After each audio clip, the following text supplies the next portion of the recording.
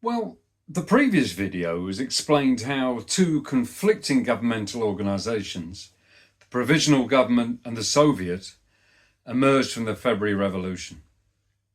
And in chapter 11 of his history, Trotsky inserts what he calls a theoretical inquiry, one that seems to lead us away from the events of 1917, but in reality leads right into the heart of them. Now in it, Trotsky explains that this dual power situation that existed in Russia was certainly not unique in history. On the contrary, it was a fundamental element of a revolutionary period. Indeed, a genuine dual power can only exist at such a time, when irreconcilable classes are fighting each other for control of a society.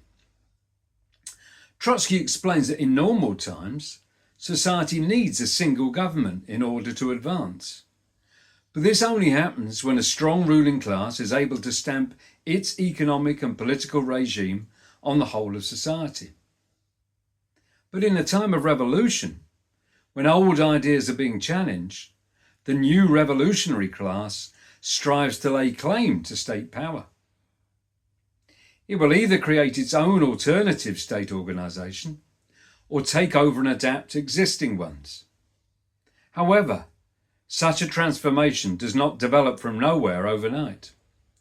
There is inevitably a more drawn-out period of instability when two conflicting half-ruling classes, if you like, are struggling to impose full control over the other. Now, the actual amount of power falling to either side at any particular time depends on the exact balance of forces in the struggle. And the double sovereignty at some point has got to end. It may be endured for some time, but inevitably that will lead to open conflict, perhaps to civil war. And to give just one example, though Trotsky comments on the French Revolution as well, the English Revolution of the 17th century became exactly such a civil war. There, a new bourgeois class had gradually obtained more and more economic power until it came to a point where it had to do battle with the old privileged classes of the monarchy, aristocrats and bishops and so on, in order for it to make any further advance. And that dual power, of course, turned into the open English Civil War between the royal power based in Oxford and the new power based around Parliament and the City of London. Now, history tells us that the parliamentarians emerged victorious, but actually this was only after they'd also been confronted with a new challenger, the independents, based on the parliamentary army representing the petty bourgeoisie, the craftsmen and farmers. A new dual power emerged, with a new class again relying on a new state organisation. In this case, the Council of Soldiers and Officers' Deputies of the Independents' new model army. This double sovereignty was ended by the victory of this army, leading to the dictatorship of Cromwell. A third dual power was then threatened by the struggle of the lower ranks of the army under the leadership of the Levellers, but this extreme left wing of the revolution was soon defeated. Now in Russia, just like their English counterparts, the Russian bourgeoisie entered the revolution having already concentrated a good share of the state power in its hands. Thanks to its position in the military industrial committees and local government bodies, the bourgeoisie had gained more and more economic and political control. And that set up an initial dual power that quickly led to the defeat of Tsarism in February. However, and far more rapidly than in the English Civil War, a new political force then arose to challenge the capitalist power. This new dual power was set up between the conflicting state organisations of the Provisional Government acting for the bourgeoisie and the Soviet acting in the interests of the workers and peasants, as we've discussed.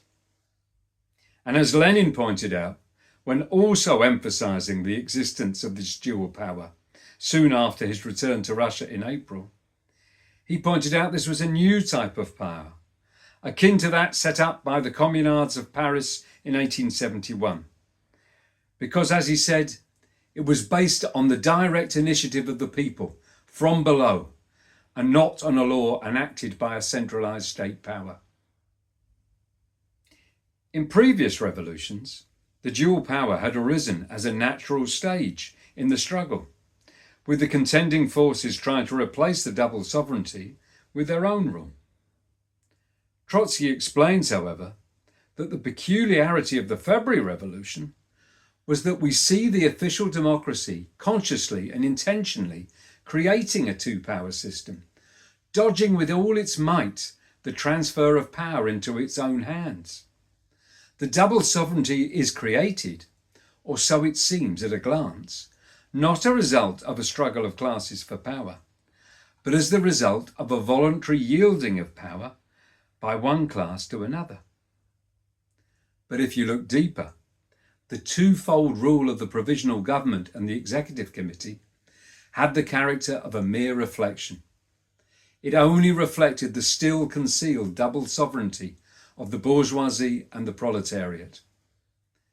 When the Bolsheviks displaced the compromisers at the head of the Soviet, then that concealed double sovereignty will come to the surface, and this will be the eve of the October Revolution.